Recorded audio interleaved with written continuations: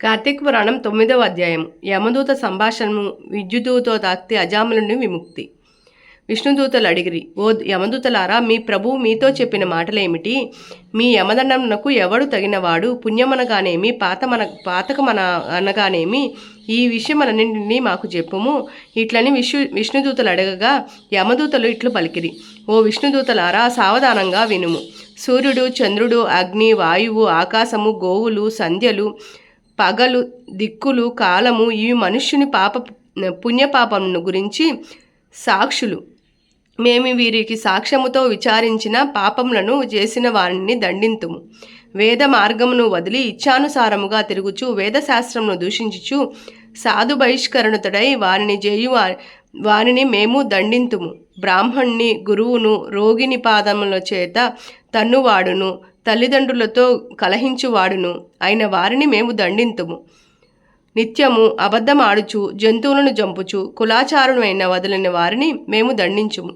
ఇచ్చిన సొమ్మును తిరిగి తీసుకొని వారిని, డాంబికుని, దయాశాంతులు లేని వారిని, పాపకర్మలందు ఆసక్తులైన వారిని మేము దండింతుము. పరుని బారితో క్రీడించు వారిని, ద్రవ్యమును గ్రహించి సాక్ష్యమును చెప్పని వారిని మేము దండింతుము. నేను దాతనని చెప్పుకొని వారిని, మిత్రద్రోహిని, ఉపకారమును మరచిన వారిని, అపకారము చేయు వారిని మేము దండింతుము. వివాహమును చెరుచు వారిని, ఇతరుల సంపత్తులను చూచి అసూయపడు వారిని మేము దండింతుము. పరుల సంతానమును చూచి దుఃఖించు వారిని, కన్యాశుల్కము చేత జీవించు వారిని, వడ్డీతో జీవించు వారిని మేము దండింతుము. చెరువును, నూతిని, చిన్న కాలువలను నిర్మించు వ్యాపారంను మార్పించు వారిని, నిర్మితులమైన వాటిని చెరుచు వారిని మేము దండింతుము. మోహము చేత మాతాపితరుల శ్రాద్ధమును విడిచిన వారిని, నిత్యకర్మలను వదిలిన వారిని మేము దండింతుము.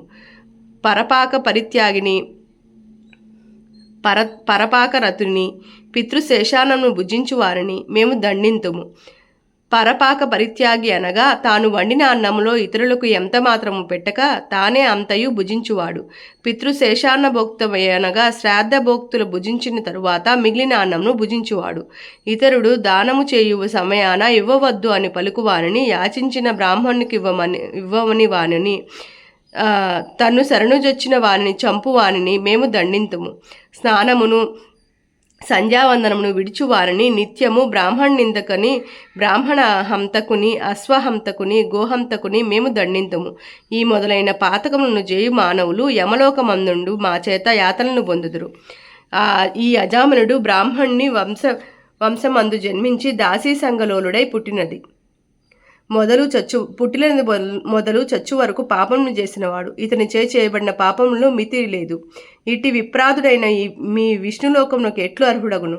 ఈ ప్రకారముగా పలికిన యమదూత మాటలు విని విష్ణుదూతలు చిరునగవతో వికసించిన ముఖ పద్మములై కలవారై మేఘ సమాన గంభీర ధ్వనితో నిట్లనిది, ఏమి ఆశ్చర్యము! మీరింత మూఢులు! ధర్మ మర్యాదను మిడిచి మేము చెప్పెదను, సావధానముగా వినుము. దుస్సంగమైన విడుచువాడు, సత్సంగమును ఆశ్రయించువాడు, నిత్యము బ్రహ్మచింతనమును చేయువాడు యమదండారుడుగాడు. స్నాన సంధ్యావందనములు ఆచరించువాడును, జప హోమాదులను ఆచరించువాడును, సర్వభూతములందు దయావంతుడును యమలోకమును పొందుదుడు. సత్యవంతుడు, అసూయ దోషరహితుడై జపాగ్నిహోత్రములు చేయుచు కర్మఫలమును బ్రహ్మయందుంచిన వాడు యమదండార్హుడు కాడు.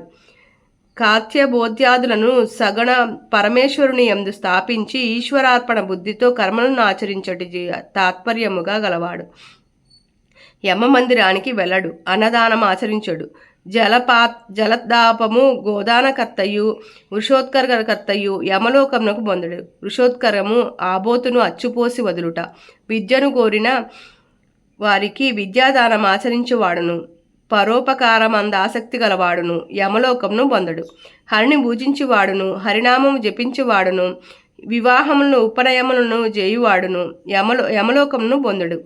మార్గమధ్యమందు మండపములు కట్టించువాడును, క్రీడాస్థానములను గట్టించువాడును, దిక్కులేని శవములకు మంత్ర సంస్కారము చేయించువాడును యమలోకమును పొందడు. నిత్యము సాలగ్రామార్చన సమారించి ఆ తీర్థమును పానము చేసి దానిని వందనమాచరించువాడు యమలోకమును పొందడు. తులసి కాష్ట మాలికను మెడయందు ధరించి హరిని పూజించువాడును, సాలగ్రామమును పూజించువాడును యమలోకమును పొందడు. భాగవతమును వ్రాసి గృహమందు పూజించుచున్నను గృహమందును కొన్నను యమలోకమును పొందడు. సూర్యుడు మేషతుల మకర సంక్రాంతులు ఎందుండగా ప్రాతస్నానం ఆచరించువారు యమలోకమును పొందదురు. రుద్రాక్ష మాలికను ధరించి జపదాన హోదమును ఆచరించువాడు యమలోకమునకు పొందడు. నిత్యమును అచ్యుత, గోవింద, అనంత, కృష్ణ, నారాయణ అని ఓ రామాయని హరినామ సంకీర్తన ఆచరించువాడు యమలోకమును పొందడు. కాశీయందు మణికర్ణికా ఘట్టమందు హరిస్మరణ చేయుచు మృతునందున ఎడలవాడు సర్వపాపములు చేసిన వాడైనా యమలోకమును పొందడు. దొంగ, కలుత్రాగువాడు, మిత్రహంతకుడు, బ్రాహ్మణహంత, గురు భార్యారతుడు, శ్రీహత్య, రాజహత్య, గురుహత్య, గోహత్య చేసిన పాపాత్ములు మరణకాలమందు హరిని స్మరించిన ఎడల పాప విముక్తులగుదురు. మహిమను తెలుసుకొని గాని తెలియక గాని మరణకాలంన హరినామ సంకీర్తన గావించువారు పాపాత్ములైనను ముక్తులగుదురు. పడినప్పుడును, తొట్రుబాటు పొందినప్పుడును, కొట్టుబడినప్పుడును, జ్వరాదుల చేత పీడింపబడినప్పుడును, సప్తవ్యసముల చేత పీడింపబడినప్పుడును, వశము కానప్పుడును హరిహరాయని అన్న ఎడల యమయాతన పొందడు. అనేక జన్మలను సంపాదించబడి ప్రాయశ్చిత్తములు లేక కొండల వలె పెరిగియున్న పాపములనియు భూమి యందు గాని స్వర్గమందు గాని హరినామ సంకీర్తన చేత నశించును. మరణావస్థలో ఉన్నవాడు హరినామ స్మరణను చేయనేడల వాని పాపములనియు అగ్నిలో నుండి దూది వలె నశించును. విష్ణుడి దూతలిట్లు యమదూతలతో పలికిన అజామును యమదూతల వలన విడిపించిరి. తరువాత అజామినుడు విష్ణుదూతలకు నమస్కారము చేసి మీ ధర్మమున వలన నేను ధరించితినని తరువాత విష్ణుదూతలు వైకుంఠమునకు పోయిరి.